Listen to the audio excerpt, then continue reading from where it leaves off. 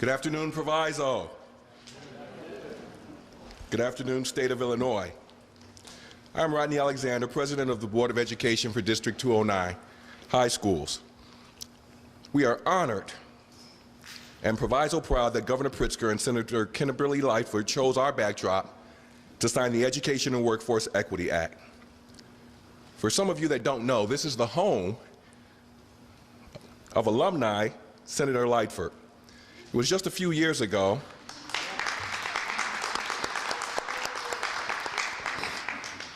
It was just about 3 or 4 graduating classes ago that she walked these halls as a student herself.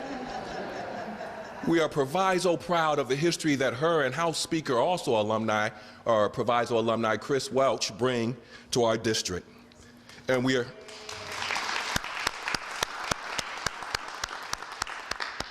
are especially proud of the history we share with her and the force that both of them have become in this community, this state, and this nation. The legislation that the governor is signing today is a critical step toward improving outcomes and bringing equity to students of color. It focuses on the whole student, and most importantly, it focuses on advancing academics, something we at Proviso Township District 209 are undergoing ourselves right now. It does this with more access to the sciences, computer literacy, and the contributions that African Americans, Hispanics, and other minorities have had in this country. Senator Lightford, along with Representative Carol Ammons, we want to thank you and your colleagues in the legislature for your insight into creating a more level playing field for Black and brown students. We know that representation matters. And this legislation provides opportunities for the right teachers to be in the right classrooms. This is of the utmost importance, as it is evidenced by the events that we have seen unfold in our nation over the past several years, and especially the last several months. Governor Pritzker, we want to thank you for supporting this critical step toward advancement. And I'd like to invite you up here to join me, sir. Yes, sir.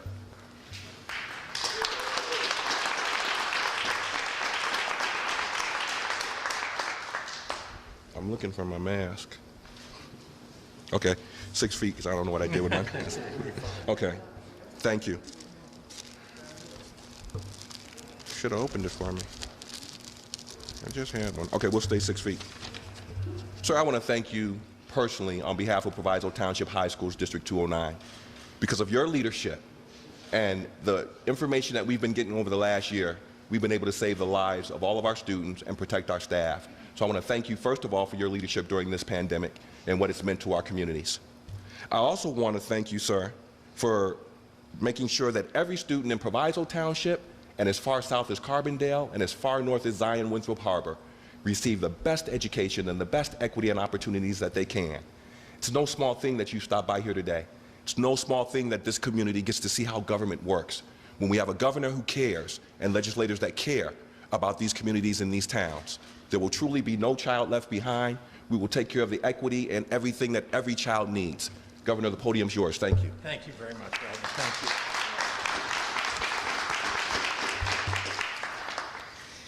Thank you very, very much to Rodney Alexander. Thank you for your leadership here. Thanks to Proviso East for hosting us this afternoon. Good afternoon to everyone. I am very proud to stand here today with Lieutenant Governor Juliana Stratton, with Speaker Chris Welch, Leader Kimberly Lightford, Representatives Carol Ammons and LaShawn Ford, Irita Gassner, the Vice President of Illinois Policy at Start Early, Eileen Ladson, the Program Director of Trauma Initiatives at the Illinois Collaboration on Youth, Ralph Martiri, the Executive Director of the Center for Tax and Budget Accountability, and Kyle Westbrook, Executive Director at Partnership for College Completion. And of course, I want to recognize the extraordinary work of those outside this room who helped to shape this bill, this new law, making this day possible. The entire Illinois Legislative Black Caucus and the many advocates engaged in shaping a better world for our youngest residents. As many of you know, improving education, and especially early childhood education, was an important focus of mine before I became governor. And it's my great honor to carry forward that mission as governor. As I see it, our work isn't done until equity and fairness is a guiding principle at all of our schools, until every child has the educational tools available to them that will allow them to attain the future that they dream of. And I feel so lucky to be able to work alongside so many committed partners in that effort statewide. I especially want to say that chairs Carol Ammons and leader Kimberly Lightford have done so much for this state, but this bill in particular really does raise up our children everywhere in the state and advances equity in a way that we can all be proud. The Education and Workforce Equity Act amplifies our common priorities in delivering high-quality learning from cradle to career, supporting our P-12 schools, making college education more affordable, investing in vocational training, and expanding the teacher workforce. And to do all of that with a heightened focus on the children and the communities who have historically been left with less. This legislation accomplishes so much to expand access from early childhood services to AP courses, to achieve equity by addressing learning loss due to the COVID-19 pandemic, and to broaden opportunity by evaluating and streamlining our workforce programs so that more students might choose a career in education. I was proud to collaborate with the Black Caucus to help build a bill that truly does more for the students of Illinois, with a mission to make progress toward eliminating racial inequities and structural barriers that hold our learners back. Much has been accomplished here, but there is still a great deal of work to do. There is no investment more important to the future of our state than in our students. And that's why last summer I worked with Leader Lightford and others in the General Assembly to launch the expanded COVID-19 Summer Youth Employment Program, allowing over 2,000 low-income, minority, and at-risk youth to start laying the groundwork for their careers, despite one of the most difficult economies of our lifetime. And this year, even with all the enormous pains that COVID-19 has wrought on our state's economy, our state government, and on the lives of everyday Illinoisans, my budget proposal preserves our increased investments in education, foundational to a strong and vibrant future for the state of Illinois. I'm excited to sign this legislation into law today, even when times are tough. We have to look over the horizon and invest in our long-term goals, especially when times are tough. We have to let our families and our children know that we're fighting for them. With that, I'd like to turn it over to my partner in shaping a more just Illinois, someone that I'm very proud to work with in governing the state, and that's our Lieutenant Governor, Juliana Stratton.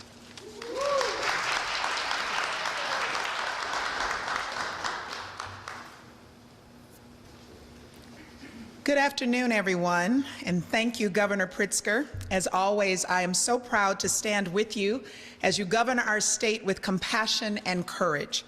We could not have had a better leader during this pandemic and this surge towards racial equity and justice. As I've always said, justice is about so much more than policing jails and prisons. Justice is about access to health care, mental health services, economic opportunity, and of course, quality education. And from the very beginning, you have been committed to our state's young people, and we have seen the results. In fact, just last week, the Illinois State Board of Education announced great news. Illinois had the 5th highest increase in the nation among public high school students passing an AP exam. And this increase includes historic gains for Black and Latinx students. Governor, we will continue to build upon this momentum with the signing of today's landmark Education and Workforce Equity Act. Thank you to the entire Proviso East High School community for hosting us today, students, teachers, and staff, and to educators all across the state. You who give all you have to love and educate our children, thank you. As the mother of 4 daughters and the daughter of a teacher and a sister of a teacher, please know that teachers are always close to my heart. To my friends and colleagues of the Illinois Legislative Black Caucus, including Speaker Welch, Chairwoman Harper, who I don't know is here today, but she's the chair of the Joint Caucus, and Representative Ford, both of whom are here today, I continue to be so proud of each of you and your outstanding leadership in advancing pillars to eradicate systemic racism in our state. And I certainly want to especially acknowledge Senate Majority Leader Kimberly Lightford and Representative Carol Ammons for their bold leadership on House Bill 2170 that is centered on education and workforce equity. Your vision and your passion are evident in this work. Finally, to all of the incredible advocates for education equity, some who are joining us today and have already been acknowledged, who have worked so hard to get us to this day, your voices are powerful and your persistence is effective. Finally, to all of Illinois' children who deserve the very best start in life and the very best educational opportunities regardless of your zip code, this today is for all of you. We are a year into the COVID-19 pandemic, and the governor and I know that it's been an extremely difficult year for teachers, students, and parents alike.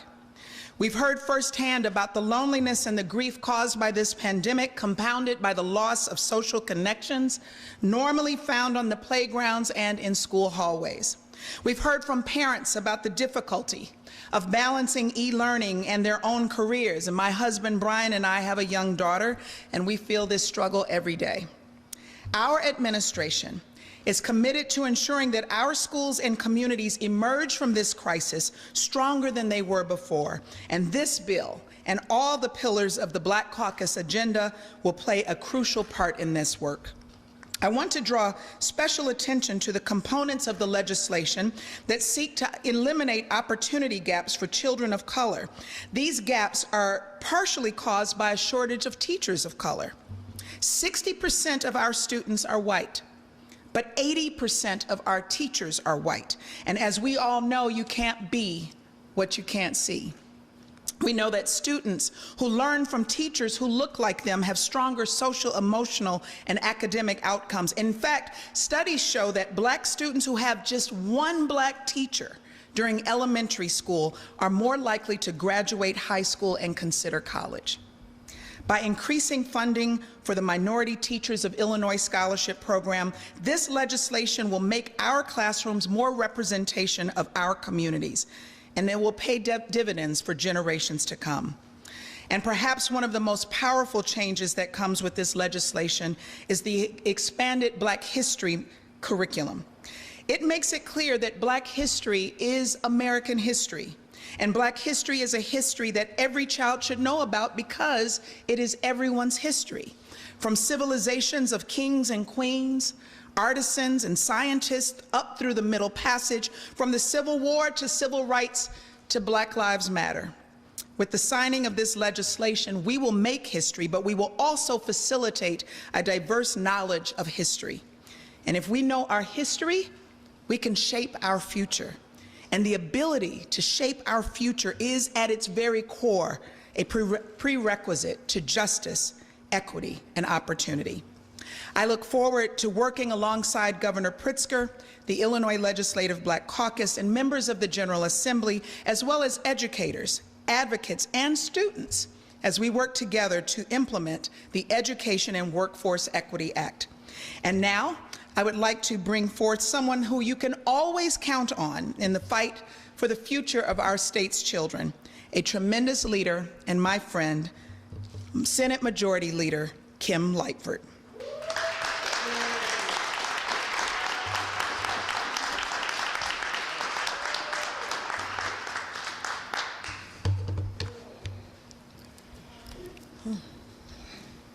To God be the glory for the things he has done in my life.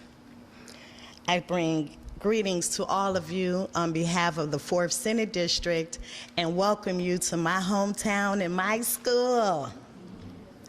Thank you, Lieutenant Governor, for the introduction. Almost a year ago, I stood at a microphone at an event very much like this one. I talked about my own trauma as a Black single mother because I wanted people to know that the desperation with raising a Black child in our society is common. Every statistic, every metric, every measure that's compiled, counted, analyzed, and audited tells you as a Black mother that your baby has a small chance of ever becoming a successful adult simply because they were born Black in a system built to ensure their failure. I spoke about how parents will move heaven and earth to try to overcome these obstacles and the pain we feel when we look at our beautiful children without certainty for their future. I understand firsthand that it takes more than caring parents to break down these barriers. And that is why, for more than 2 decades, in the Illinois Senate, I have demanded better from this state. I have been that angry Black woman, a badge I carry with pride, and demanding the inequities and injustices our children face be addressed. Being here today acknowledges that even through all the noise, I was meant to get here. I was meant to be accomplished for this Black and brown children moment across our state and for generations to come, granting even one opportunity to our most vulnerable children mean more to me than any accolade or position I can receive as a legislator. This is my moment of peace. My anger is gone because I know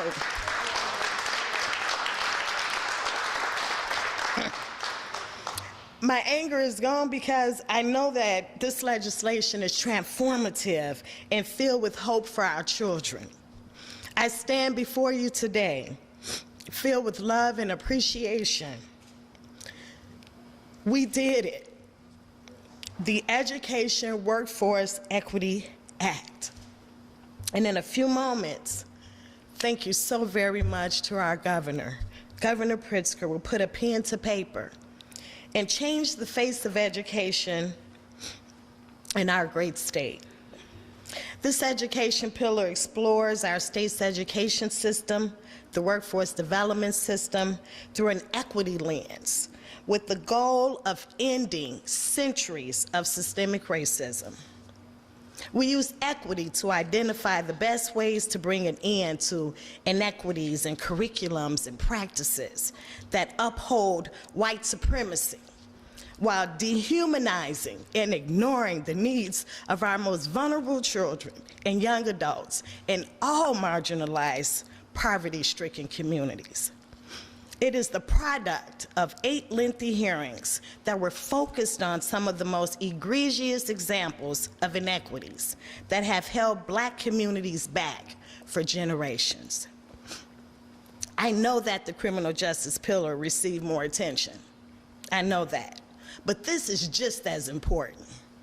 Without it, we lack the foundation on which all the other pillars will be built up to succeed. You want safer neighborhoods? Education. You want better paying jobs? Education. You want less government reliance? Education. Time and again, the answer to the question that hold us back, that overcomes systemic racism, that makes us up the oppressive stagger we face and move us forward, is education.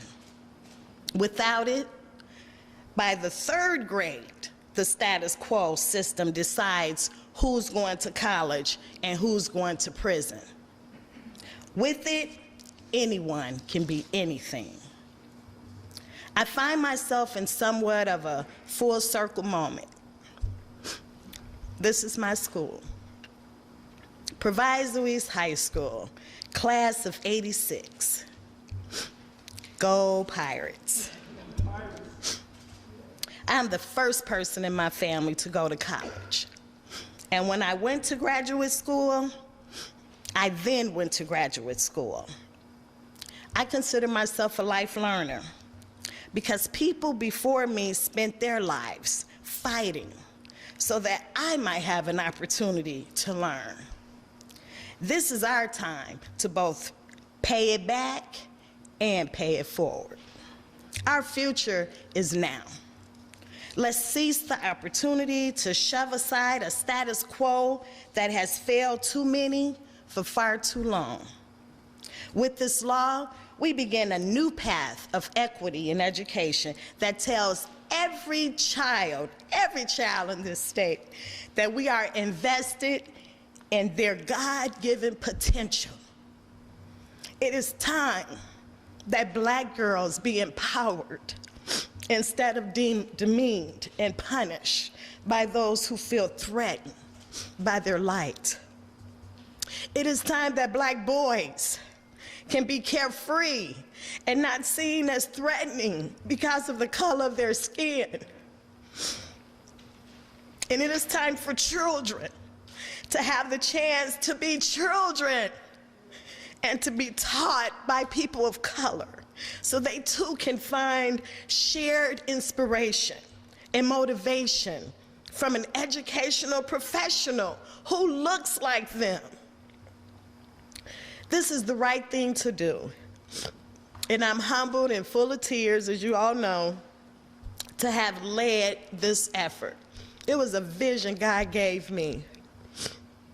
And I want to thank all of those who helped us get to this day. All of our education stakeholders, our staff, our colleagues. It's all of our victory to celebrate on today. And then tomorrow, let's get right back to work, paving that more equitable path for our children and our children's children. Thank you very much. And I have the honor and privilege to now introduce my co-chair. Well, before I do, I have to acknowledge Speaker Welch. While I was paving the paves here down the hall at West, he was doing the same thing, here at East, he was doing the same thing at West. I just think we did it a little better at East. I want to make sure he heard that part. I just think we did it a little bit better at East. That's that inside rivalry. You gotta love it. But I've known Speaker Welch since the 80s, so it's a blessing, and I'm proud of you, Chris, and I'm happy that you were chosen to be the Speaker of the Illinois House and the first African American in the history of the state of Illinois.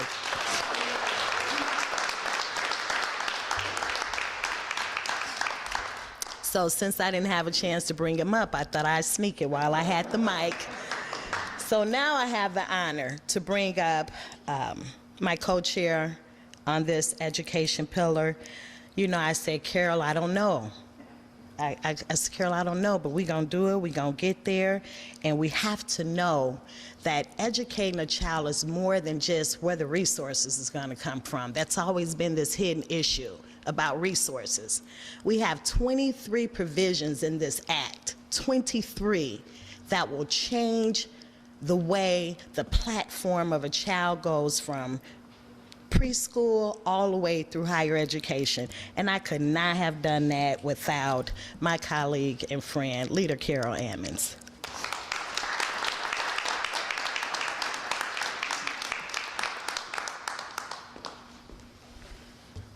Thank you. Wow. I am as emotional as Leader Lightford. And she's right, we could not do this without each other. This was a new experience for me as a member of the General Assembly. And I said, Leader, I don't know how to put all these in one bill. You're gonna have to show me how to do this, and she did. But as she said that we are paving the pathway, paying back to lead forward, which is the African tradition of Sankofa. I am a pseudo-historian by hobby, Most people like to skate and dance, and I like to read and I like to study. And it's no wonder that we're here in this library signing this bill that will be studied by others long after Senator Lightford and I are gone. So I had to go back as well so that I can understand the moment. I woke up this morning without words, Leader Lightford, and you know that's very hard for me. But I struggled realistically this morning on how to encapsulate what we are about to do with the governor signing this package, what we've done for the entire year prior, and what it will mean to those who are not even in this room, and even those who are yet unborn. I went back to see what was the precursor to Brown versus Board of Education. To the board president, thank you. Because that is really what it means to be on the school board. You have to go back and figure out, how did your school district get to where it is? And so in 1946, there was a landmark case of the Mendez versus Westminster and the California Board of Education. And in that case, it ruled that educating children of Mexican descent in separate facilities is unconstitutional. This case is the predecessor to the Board versus Brown ruling. The Supreme Court picks this back up in 1954. Now, at this moment, black students and children and families are in completely separate educational facilities with completely separate resources or the lack thereof. Brown changed that. After 1954 and the Supreme Court's ruling, they didn't immediately say, you know what, you guys are right. Let's just change all these schools, let all the black children, white children, Latino children, they all just gonna come together, everybody gonna get the same resources. They didn't quite do that. They changed the system and made it based on property taxes. No story, we go and we fast forward. It takes another 30 years before we get to bilingual education. Black children still don't have access to bilingual education. In 2021, at the signing of this bill, we are seeking to remedy that, because you cannot have an educational system that is a global system where your students are woefully ill prepared for the world. And so we said foreign language is important to us so that our children will be able to communicate with world citizens. We also looked at history and said, well, what do we need to do to make sure that our children get into higher education? And then you saw the Higher Education Act signed of 1968. I'm from Urbana-Champaign. Many of my senior members in Urbana-Champaign got to the University of Illinois by Project 500 in 1968. Project 500 allowed 500 black students from around the state of Illinois at that time to attend the University of Illinois school system, where they were completely, somewhat locked out prior to that based on admissions criteria and race. But we want to fix all of that in this package, because we realize, and we do know, that you cannot establish a free society with enslaved, mentally miseducated people. And so we began to work on that here. We said early education to workforce development are all tied together with one timeline. They are not separate. They are not separate issues. They're issues that have plagued this country from its inception. And so here we stand today to make the next move. That's our job. I felt the weight of it this morning because I felt like I needed to solve all of the problems today. That's not what we're saying. What we're saying is we're making the path a little bit more smoother as we move forward down the timeline of educational access, equity, and attainment. That's what we're saying with this package today. Will it help other people?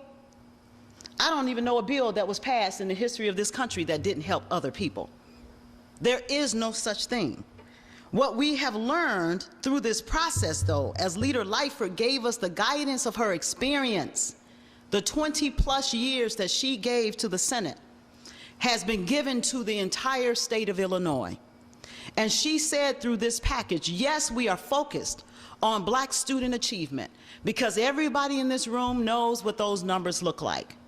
So we're focusing on those who are most in need of our remedy. And we're not just going to focus on policing. That's important because that is at the end of the track where we don't get access to educational opportunities, to equity, to business loans, and all of those things that are in our pillars. But we realize now that education is the bedrock pillar. It is the solvent of a society that is civilized. In 1979, Toni Morrison gave a commencement address at the Barnard College of Columbia University in New York City. The speech was entitled Cinderella's Stepsisters. And there's a quote at the end of the speech that has gone down in the history as one of Morrison's most iconic quotes. The function of freedom is to free someone else.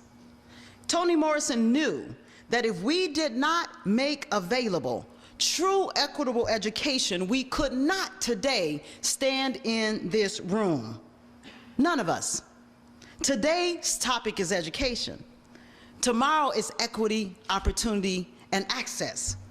Education is the most basic and powerful manifestation of freedom we will ever know. You know the phrase that knowledge is power.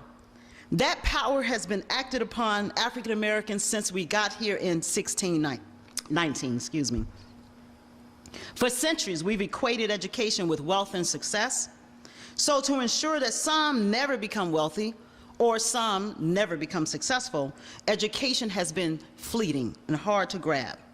But we have today made a stance together, and we are publicly committing to the people of Illinois and ultimately to the nation that we will not take second-class education to us to be taught to our children nor to our progeny in the future. The ripple effect that we are experiencing by way of the lack of access is the widening of the wealth gap, the redlining we've already experienced, the unemployment trends that we know, the health inequalities that we experience.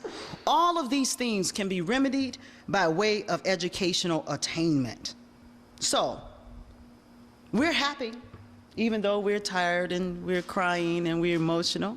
We're happy because we know that what is about to happen at a few moments after our other speakers is that education become realer and more real to so many other people who may feel that it is not for them. If we can do anything,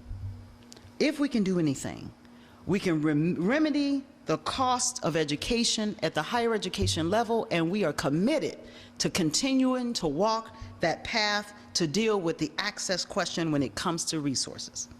The function of our 20th century education must be to produce human beings that are world citizens.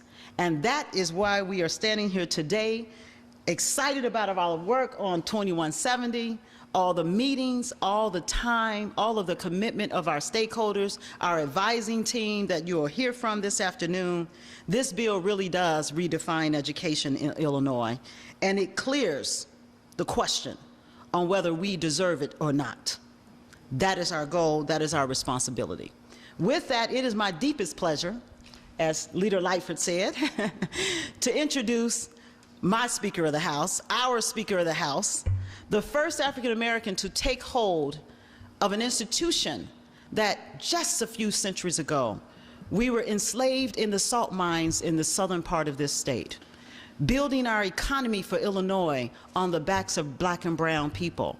But today, we have moved 100 years later to a point where we have not only the respected leadership of the Black Caucus, but also the respected leadership of a Black Caucus member who is now our Speaker of the House, Representative, well, he's still a representative of the other side of town, Speaker Welch. Thank you.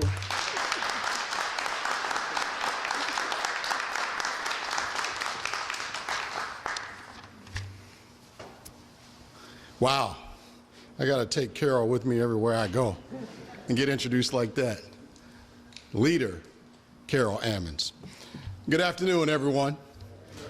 It is truly an honor and a privilege to be standing here with all of you in my hometown, Maywood, in my home district, a district that I've been in my entire life. It is truly good to be here with all of you. The home of the Pirates, Senator Lightford, the home of the Panthers, and the home of the Pythons. I am so proud to say that, Mrs. Kelly, because if you know the motto of Proviso Township High School District 209, our motto is in Latin, nihil nisi optimum. Translated in English, it's nothing but the best. And so I want to give you guys a little known Black history fact. When someone asks you the question, where does the first female to serve as the majority leader in the Illinois Senate come from? When someone asks you, where does the first Black lawmaker who serves as the Speaker of the House come from? I want you to proudly answer, Proviso Township High School District 209, nihil nisi optimum. It's a proud day in Proviso, and I am so honored to be here with my friend, Governor Pritzker. 2 years ago, when he took office, I knew we had every right to be hopeful. I was so honored that he tapped me to chair his Educational Success Transition Committee. And we talked then about many of the things that are in this bill today, 2 years ago. And I want to thank our governor for getting us here to the finish line.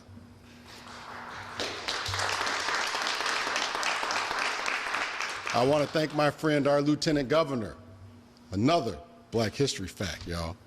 The first Black Lieutenant Governor to serve in this state. My former colleague in the House.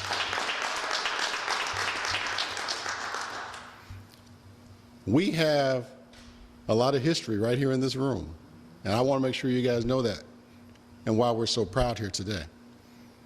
Leader Ammons, who is the Democratic Caucus chair, was proud to name her to be a part of my historic diverse leadership team, probably the most diverse team in the entire history of the House leadership. I wouldn't be here today without my mentor and my friend, our Senate Majority Leader, Senator Lightford. Make no mistake about it. When I decided to run 8 years ago, the first person I met with was Senator Lightford. And if it wasn't for her, I wouldn't be standing here as a member of the legislature. So let's give her a round of applause. To President Alexander,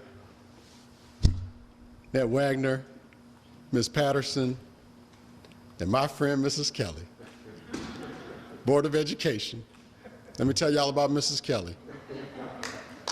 April of 2001, almost 20 years ago, she called me and said, we got to change Proviso.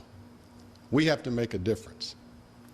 And really, it was because of this lady who got me started on my journey. And I never thought 20 years down the road that I would be the Speaker of the House. I want her to stand up and you guys give her a round of applause. Ms. Teresa Kelly.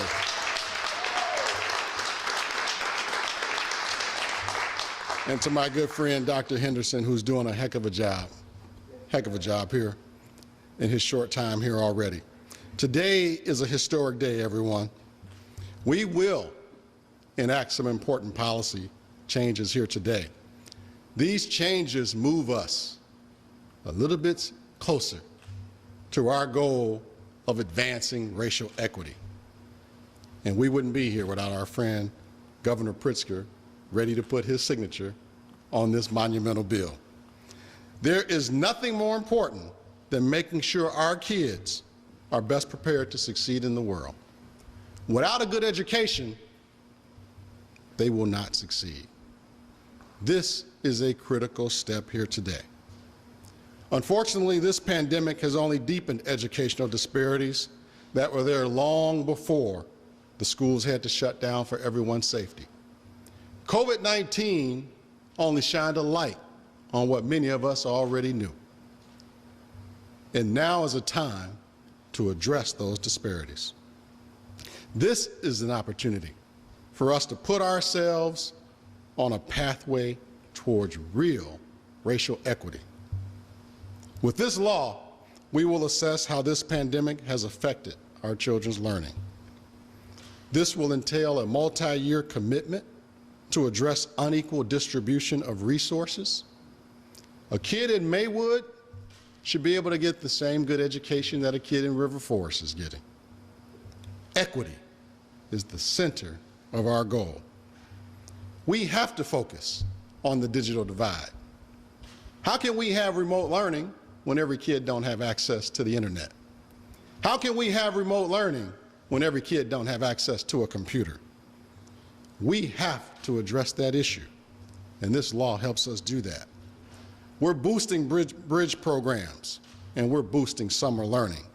We're moving a step closer, Doc, to closing the racial equity gap.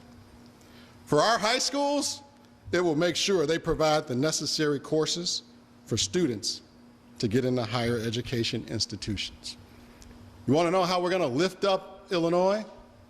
We're going to lift up Illinois through our higher education institutions.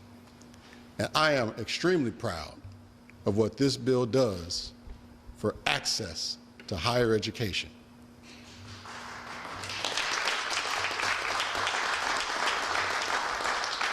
This bill will reform scholarship matching programs so universities that predominantly serve low-income students of color can and will have equitable access to college.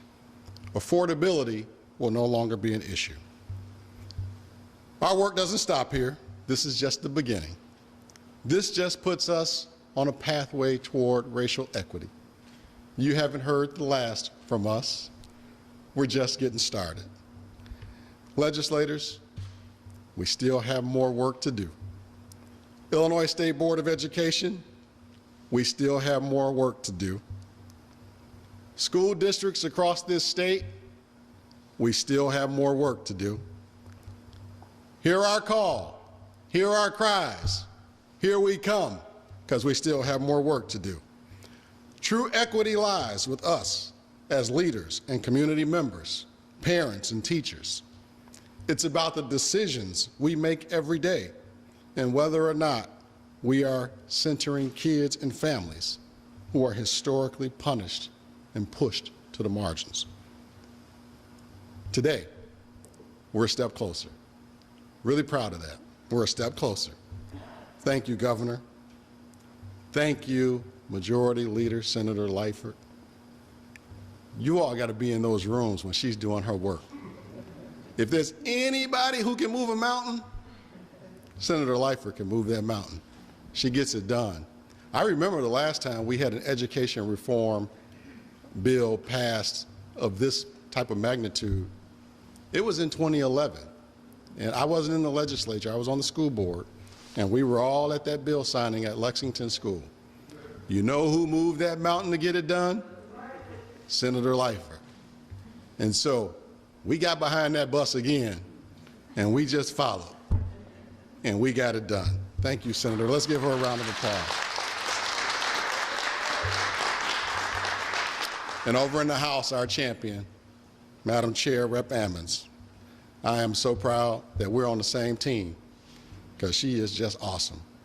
My colleagues in the Black Caucus who really helped make history happen here today, and history happen on January 13th, it's because of us working together in collaboration, in partnership, standing united and not divided, that we were able to move one step closer to racial equity. Now, I am truly honored to introduce to you still my seatmate on the floor, because he wouldn't let me move. My friend, my colleague, my mentor, been fighting for Black history to be taught in schools as long as I was fighting for cursive to be taught in schools. Please welcome to the podium my good friend, my seatmate from the 8th District, the other half of the Senate District, Representative LaShawn Ford.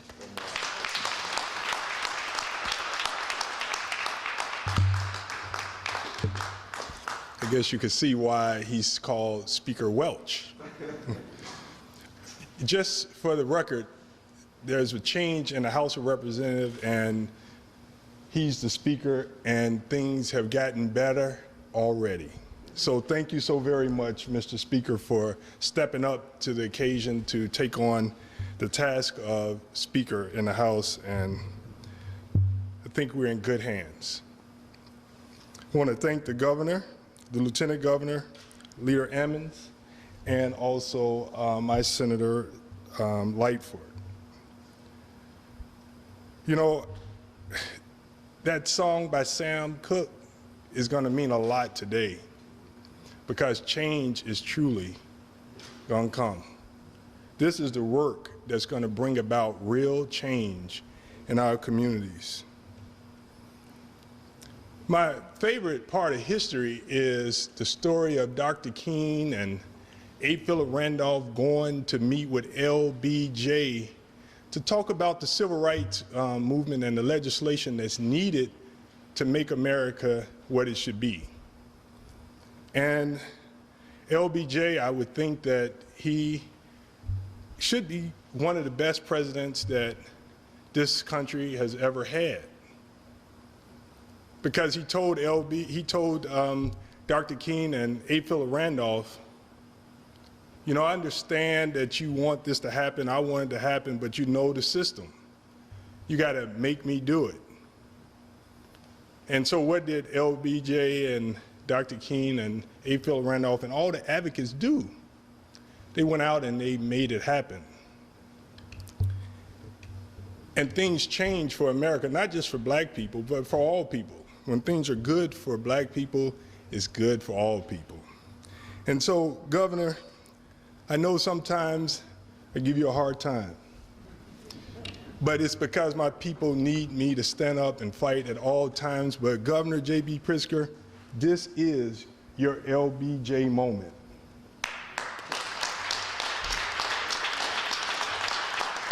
This is truly his LBJ moment because it wasn't easy. He's signing the bill, but we all know and we read the opposition to all of the Black Caucus pillars because people are not ready for change.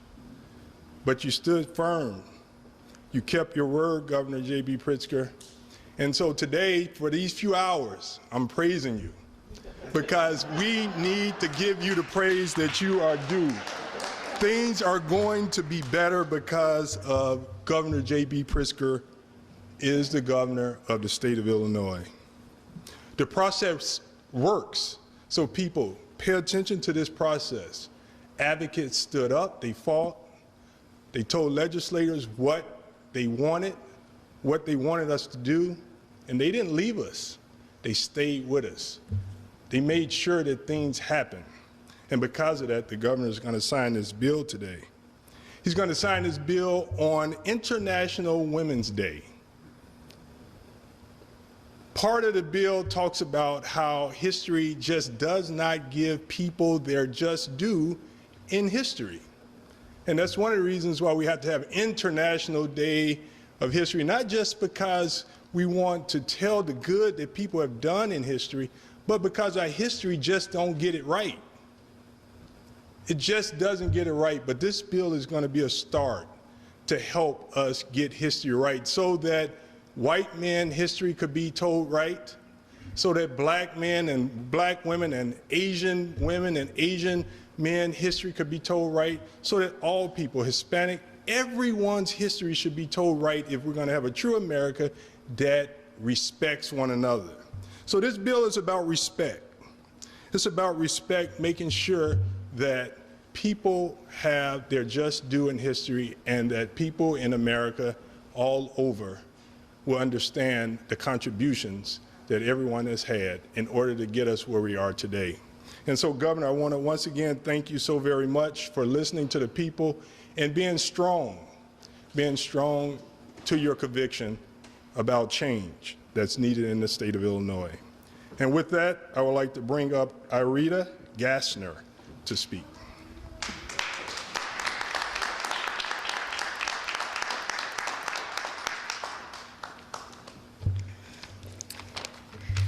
Thank you, Representative Ford. Good afternoon. My name is Irita Gassner. I'm with Start Early, a public-private partnership that advances quality early learning for families with children from before birth through their earliest years so that every child has equitable opportunity to reach their full potential to thrive in school and in life. We're honored to stand here today to witness the signing of the Education and Workforce Equity Act, improving racial equity in every portion of the education continuum, including starting with our youngest learners. And that means not just preschoolers, but also babies and toddlers. Members of the Black Caucus have been among the biggest champions we've had in this state in support of early childhood. I'm proud to say that that includes Speaker Welch and the Lieutenant Governor from their earlier days in the House, as well as other members of the caucus. The members of the Black Caucus have consistently and urgently stepped up to lead, to improve funding and policies that impact our youngest children. Leader Lightford, you and I in particular have been doing this for a couple of years, even though you just graduated a few classes ago. So. Governor Pritzker, you have been a champion and a partner to so many of us for so many years before you assumed this title, and your commitment has continued in this new role, and we're also incredibly grateful to you for your ongoing leadership.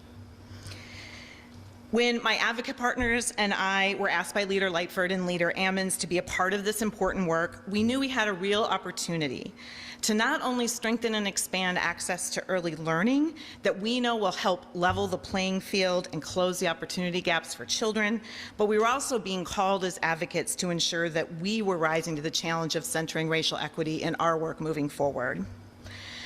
There are several early childhood provisions included in the bill, and we wanted to actually start with the people who actually care for and provide supports to young families and their children. It's interesting that actually our workforce is pretty diverse, and they've actually many times been still working on the front lines throughout the pandemic to provide care for our essential workers. But the reality is that they are far too often compensated in ways that don't actually speak to the importance of their work, the complexity of their work, and the expertise that they actually have. The bill also strengthens early childhood programs at the state level by expressing support for the Governor's Early Childhood Equitable Funding Commission, and also strengthening the state's kindergarten readiness assessment, which continues to show that we have disparities in how our young children are actually arriving into their formal schooling. Finally, the bill includes a number of provisions to ensure that we're giving very young children the best chance to start off for success, including supports to foster healthy social and emotional development, and to minimize service delays and disruptions that can sometimes happen for children in early intervention, which is our state's special education program for infants and toddlers. We know that when there are service delays and things like that that happen, it is often children of color who are disproportionately impacted, and the bill contains a number of important strategies to help us minimize those disruptions. So again, it was an incredible honor to be asked to contribute to this effort to strengthen the important equity lever that we know early childhood programs can be, and we look forward to the getting to work, to the next steps of implementation. So with that, I'm happy to introduce my colleague, Eileen Ladston.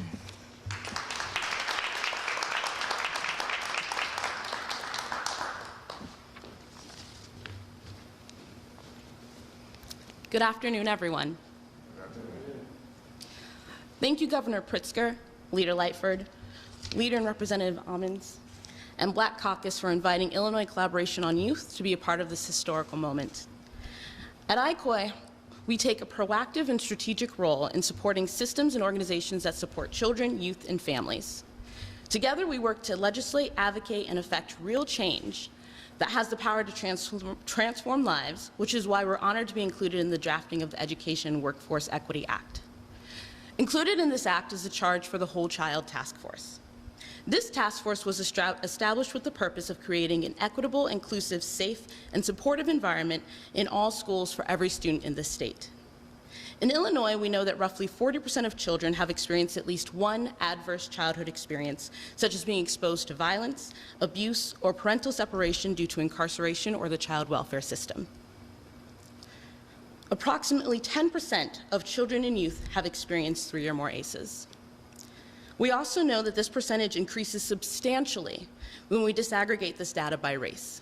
Nationally, 61% of Black children and 51% of Latinx children have experienced at least one adverse childhood experience.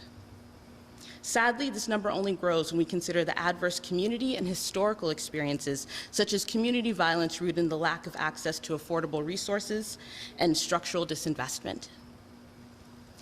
All children and youth deserve to be safe, stable, connected, healthy, and educated, and when they come of age, employed. When children and youth enter the classroom, they bring with them all the experiences that they have at home and in their communities, including the stressful and toxic ones.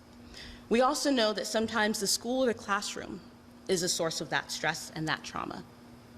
By equipping educators and administrators with the ability to recognize the signs and symptoms of trauma, as well as respond in a way that resists re-traumatizing our young people, it shows them that we are investing in them and their futures.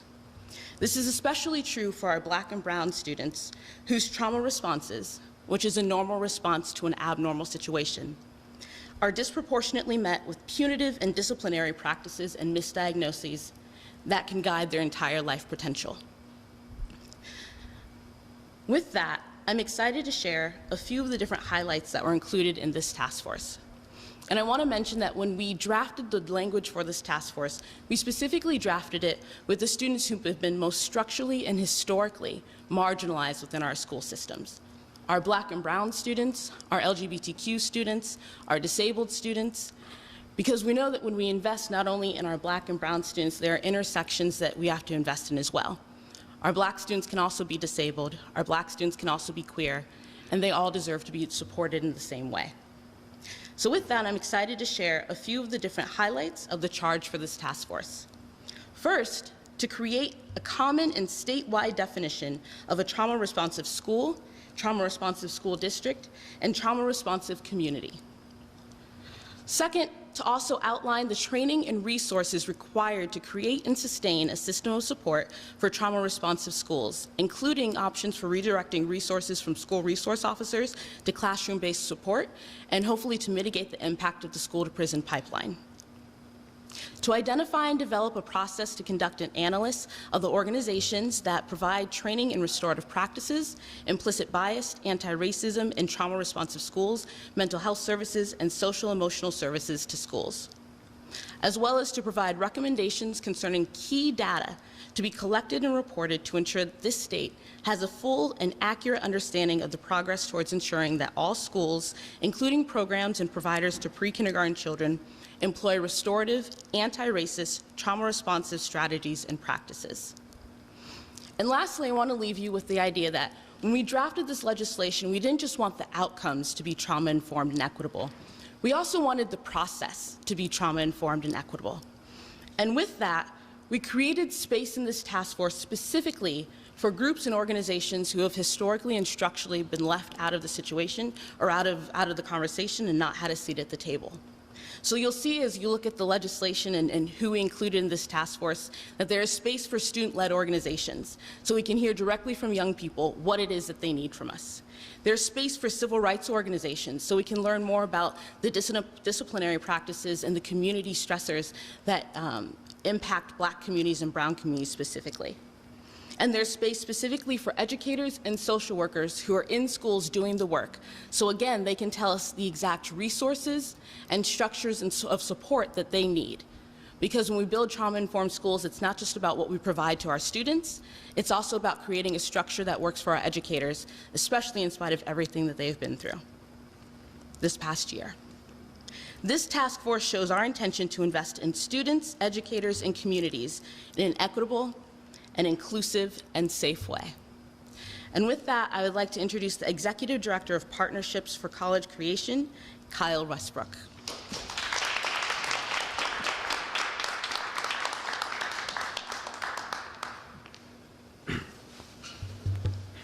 Good afternoon. My name is Kyle Westbrook. I'm the Executive Director of the Partnership for College Completion, a nonprofit advocacy organization focused on equity and improving outcomes for Black, brown, and low-income college students in Illinois. I want to thank Leader Lightford, Representative Ammons, Representative Ford, Representative Welch, all of the elected officials, Lieutenant Governor Stratton, and Governor Pritzker for the opportunity to be a part of this event today. Because this bill represents an important step forward for Illinois higher education. It's an important step forward in closing some of the equity gaps that existed in higher education in Illinois for some time now.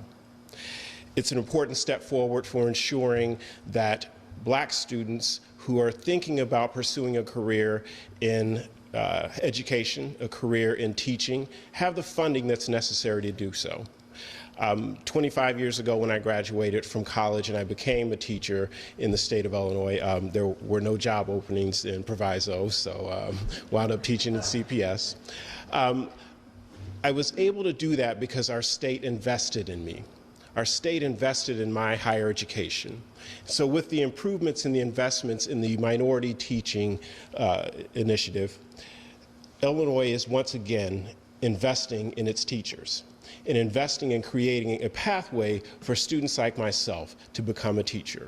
By increasing the investment in the scholarship opportunity from $5,000 a year to $7,500 a year, Illinois is once again sending a very strong signal that higher education in this state matters, and teachers matter, and a diverse teaching workforce in the state of Illinois matter.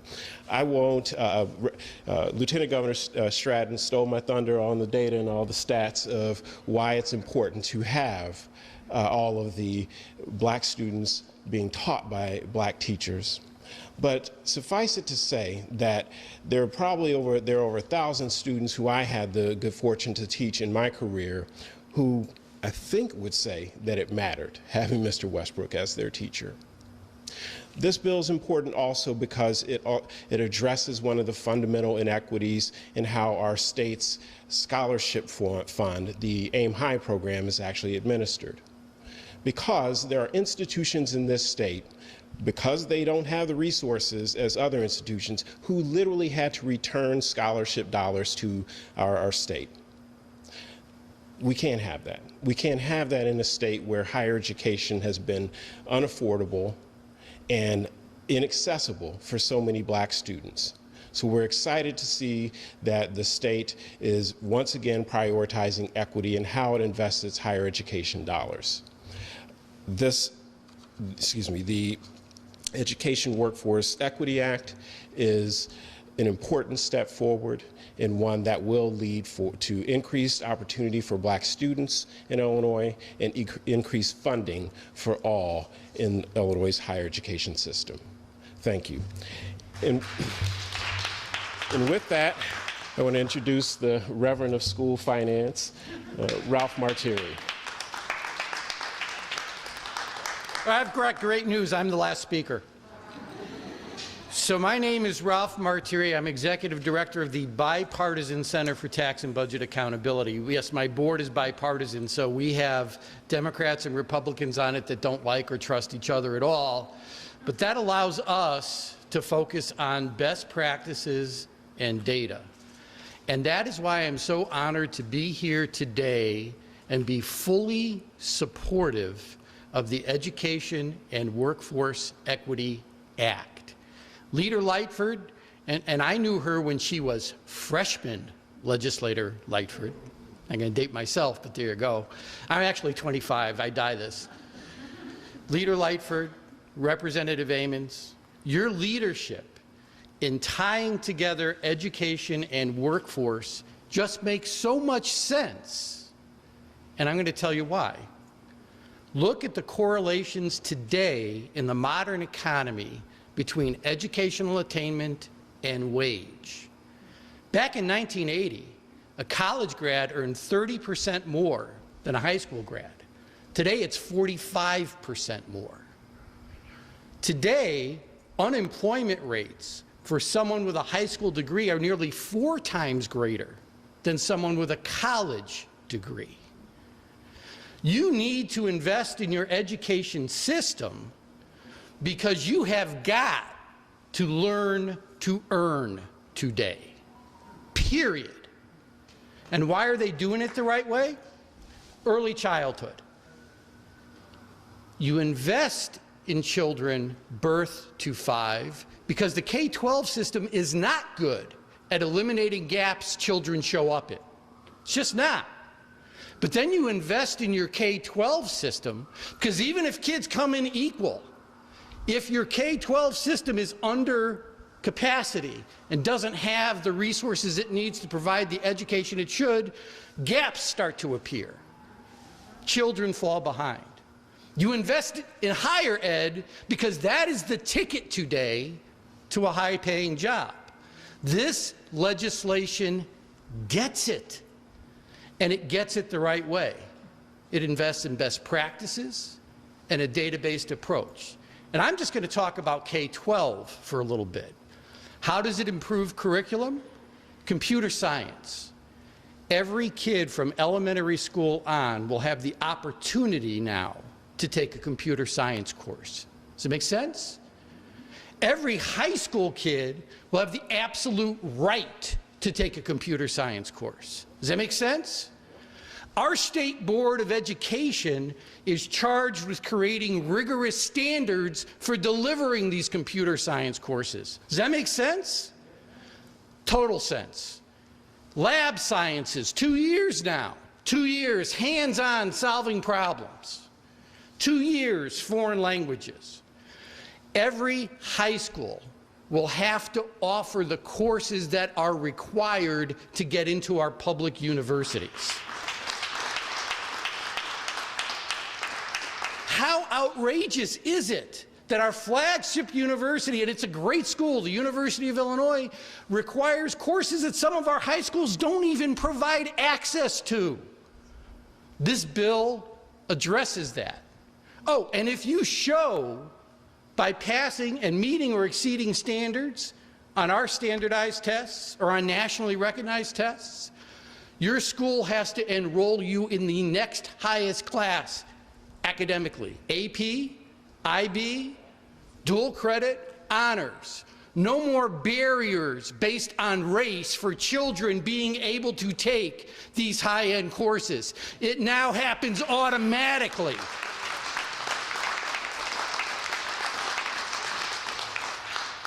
The invest in minority teachers, the adding to that scholarship, boy, I tell you, not only is that brilliant from an equity standpoint, it's just good education practice. Do you realize all the research shows that every child, white, black, yellow, Latinx, whatever, learns better when they have a more diverse faculty teaching them?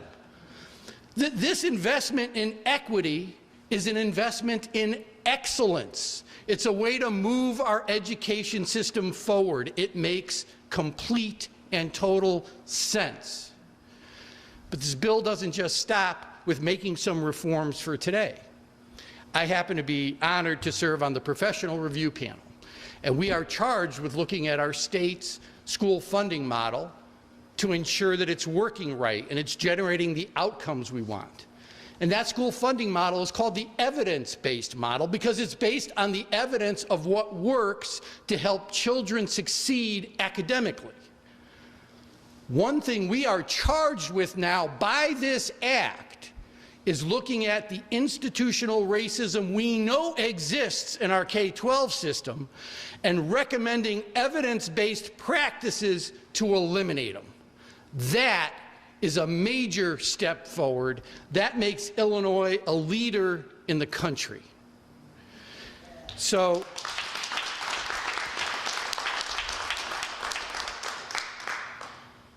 Black history. I'm so thrilled. I'm a history geek. I was a history major in college. We can't understand who we are as a nation unless we understand all the contributions that built this nation. Right now, we don't. But we will because of this bill. Now, I've heard a lot of the prior speakers say, hey, this doesn't solve all our problems and et cetera. No, it doesn't. And there's still a lot of work to do. But we should applaud this legislation. It is a major step forward. It is pushing us to even think about the kinds of reforms we need to enact in the future. And with that, I get to invite up my great honor, Governor Pritzker, to sign this bill. And I want to make it clear, Governor Pritzker's leadership has helped create a pathway where the Black Caucus and its work not only gets listened to, but becomes the law of the land. He leads by listening. He leads by responding to the needs of our state. He has lived up to his campaign promises, and frankly, Governor Pritzker, I am thrilled that you've been supportive of this process and this important legislation, and I appreciate all that support. Thank you, Governor Pritzker.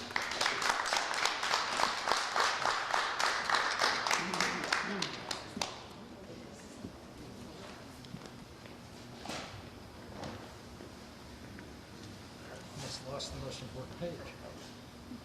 All right. You everyone ready? I know Leader Lightford's ready. I'm here, sir. We're here.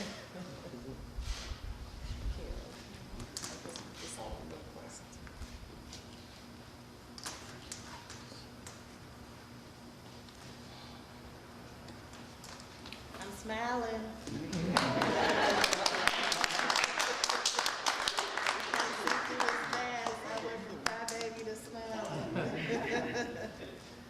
Thank you, Governor.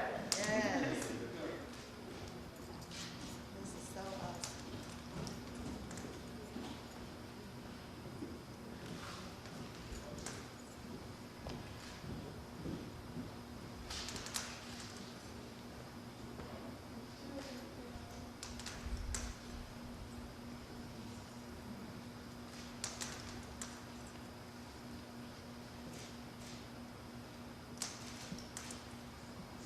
In my speech, I didn't tell y'all my daddy was here. Oh, trust me.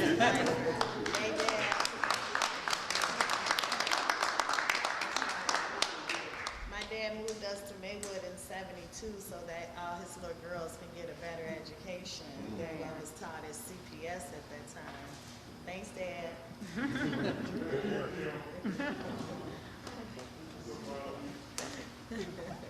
Love you too.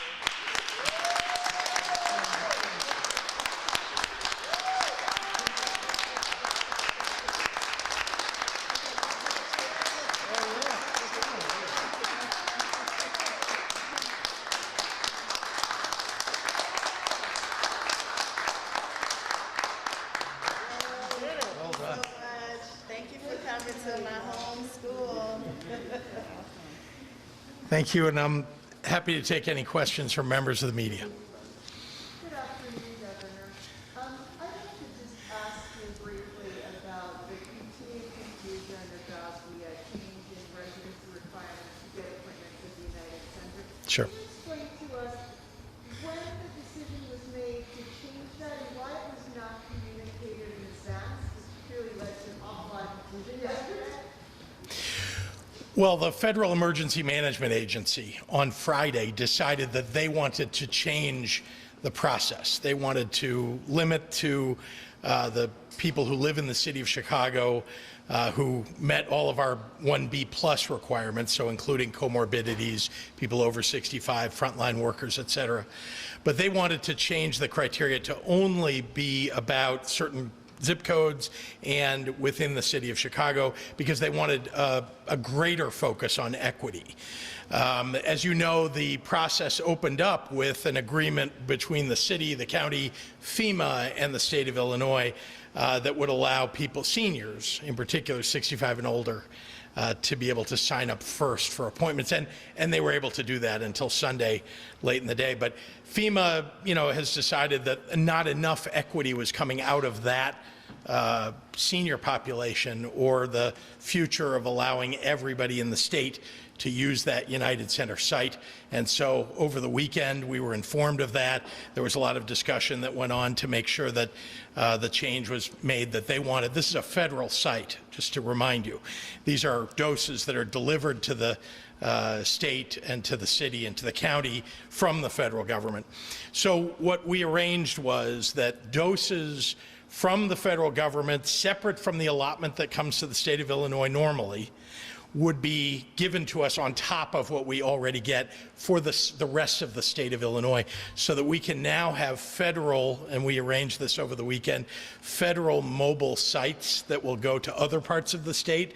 So not just the United Center now, there will be federal mobile sites that we're going to be able to deploy in other places, for example, in the collar counties.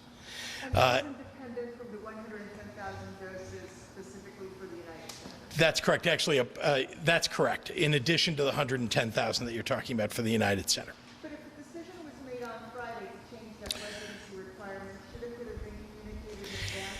You know, this was FEMA came late in the game here, right, and decided they wanted to change things. And as you can imagine, there's technology involved in this. There are decisions that need to be made about, well, if we're going to exclude other parts of the state, like the collar counties, how are we going to serve them?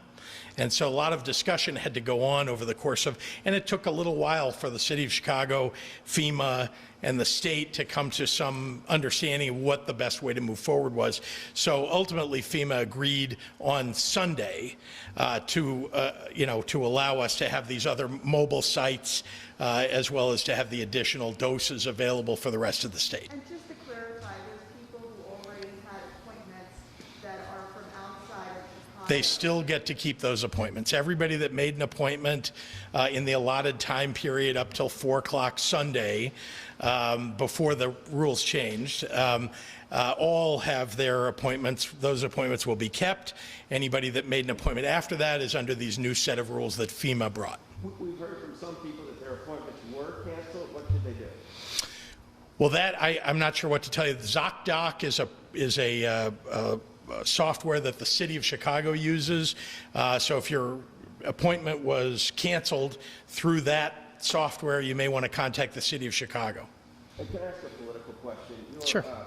Candidate for state party chair, Michelle Harris, was defeated by Robin Kelly. Of course, you lost the graduated income tax, which was your plan to shore up state finances long term.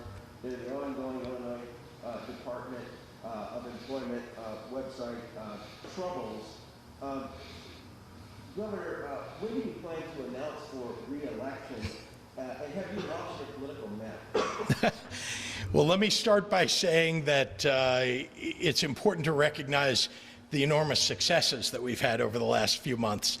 For example, 9,000 businesses were saved by business interruption grants that we were able to provide in the midst of coronavirus. Over 50,000 people have been able to keep their apartments or their houses because of the largest rental assistance and home ownership assistance program in the country that we put together for the state of Illinois. As you know, we've made sure that Illinois has been a leader in the administration of vaccinations. We're number one on a per capita basis among the top 10 most populous states in the nation for giving people a first dose shot. So there have been enormous successes. I think when you're trying to make bold progressive change, and I know that Leader Lightford would agree with me, Speaker Welch and others, that you fight hard, you get to the front of the line, you push hard for what you want. Most of the time, if you do it right, you can win. Sometimes you don't, and then you keep moving forward. When do you need to announce for re-election? Right now I'm focused on making sure that we keep people healthy and safe across the state of Illinois, so I have no plans right now.